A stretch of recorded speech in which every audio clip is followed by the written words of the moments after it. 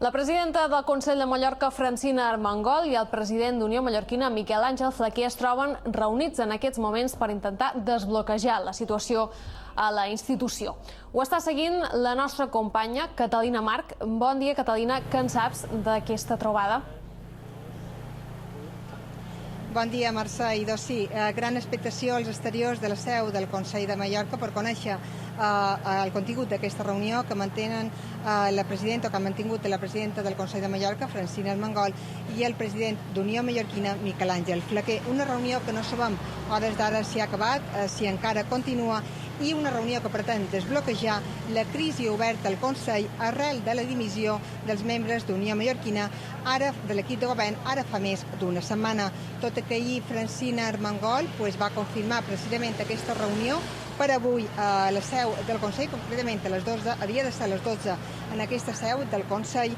Fons socialistes i també fons regionalistes han confirmat a darrera hora, poc minut després que fossin les 12 del migdia, han confirmat un canvi d'ubicació precisament per evitar aquesta pressió mediàtica.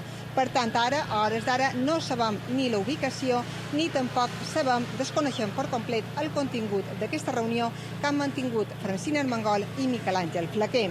Ahir Armengol es va mostrar oberta a assolir acords amb el líder regionalista i a conèixer les seves propostes. I per la seva banda, Unió Mallorquina, del seu portaveu, Pep Malià, va dir que en qualsevol cas actuarien amb molta responsabilitat. Falten 4 dies perquè s'acabi el termini que el govern del Consell s'ha marcat per restablir el pacte amb Unió Mallorquina.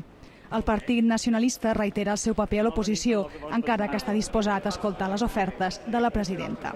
El PSIP destaca la necessitat de negociar una millor gestió del Consell, mentre que el PSM i Esquerra Republicana esperen que la revisió de l'acord afecti també la resta d'institucions.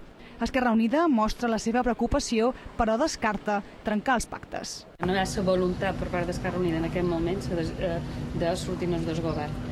Pensam que hi ha un acte de responsabilitat. Esquerra Unida ha demostrat des de l'inici del pacte capacitat de pacte i capacitat de responsabilitat. El Partit Popular opina que la presidenta Armengol ho té molt difícil per reconduir la situació amb la formació que presideix Miquel Àngel Flaquer.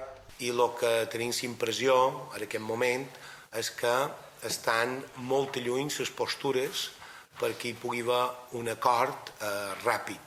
Francina Armengol ha anul·lat la compareixença pública que tenia per avui de matí per centrar-se en la trobada amb Unió Mallorquina.